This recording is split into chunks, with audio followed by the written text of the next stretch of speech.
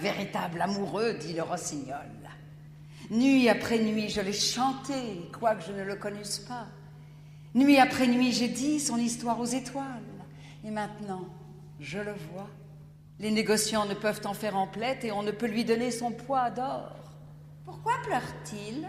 Demanda un petit lézard vert en passant vivement près de lui, la queue en l'air. Pourquoi, en effet, dit un papillon qui voltait après un rayon de soleil. Oui, pourquoi, chuchota une pâquerette à sa voisine d'une voix basse et douce. Il pleure pour une rose rouge, dit le rossignol. Il chanta. D'abord la naissance de l'amour dans le cœur d'un garçon et d'une fille. Et à la plus haute branche du rosier fleurit une merveilleuse rose, pétale par pétale, selon qu'une chanson suivait une chanson. Pâle fut-elle d'abord, comme la brume suspendue sur la rivière, pâle comme les pieds du matin et argentée comme les ailes de l'aurore. Écho le porta jusqu'à sa caverne violette dans les montagnes et tira de leurs rêves les bergers endormis. Il flotta jusqu'aux roseaux de la rivière qui portèrent son message à la mer. Vois, vois, cria l'arbre, la rose est maintenant achevée.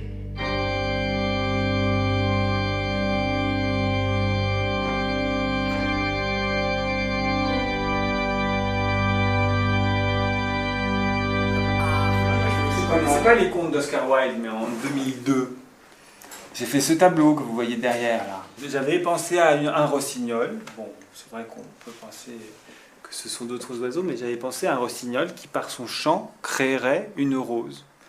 Et je l'ai illustré donc par ce tableau.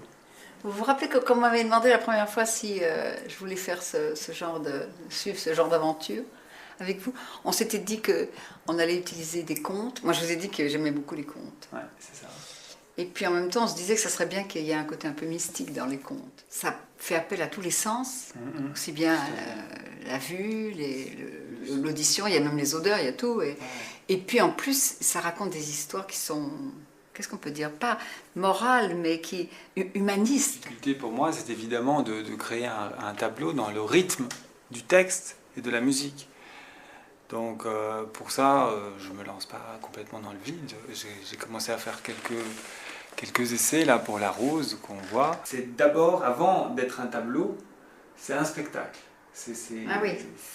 Il faut que ce soit donc vraiment en harmonie avec le reste. Et là, c'est ça qui compte le plus quoi, pour moi. C'est une façon aussi de parler de nos arts, le vôtre qui est la peinture, le mien qui est bon, la poésie, la diction, tout ça, c'est la théâtralité. C'était une rencontre incroyable.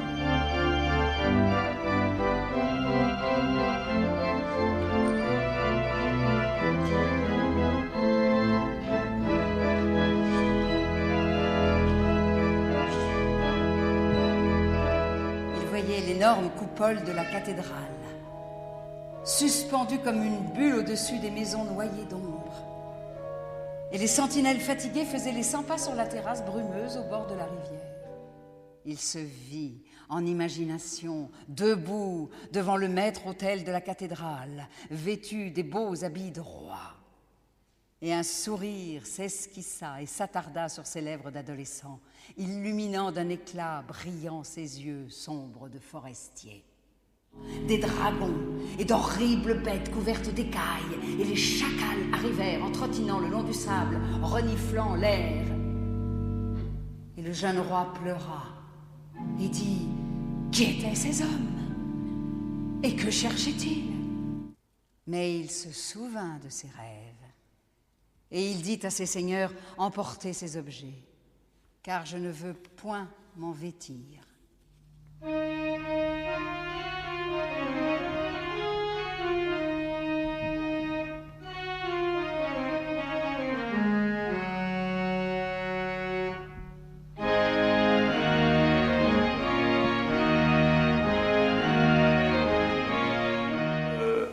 La vidéo qui filmait le tableau, elle filmait en même temps un véritable vitrail qui se trouvait derrière.